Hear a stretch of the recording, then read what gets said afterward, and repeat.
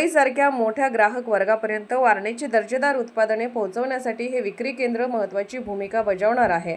Metro स्थानकावर सुरू झालेला वारणा स्टॉल हा केवळ व्यावसायिक उपक्रम नसून कोल्हापूर जिल्ह्यातील शेतकऱ्यांच्या स्वाभिमानाचे प्रतीक असल्याचे सांगत मुख्यमंत्री देवेंद्र फडणवीस यांनी वारणा समूहाच्या या उपक्रमाचे कौतुक केले।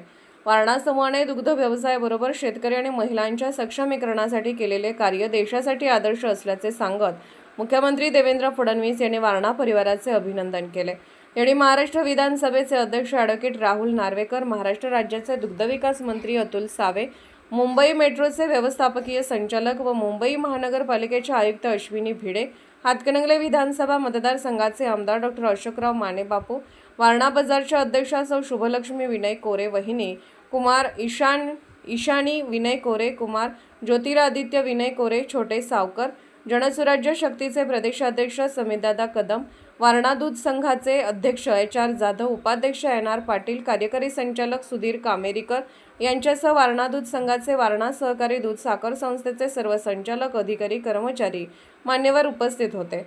सतर्क लाईव्ह न्यूजसाठी पन्हाळा प्रतिनिधी श्री अनिल जाधव, माझगाव।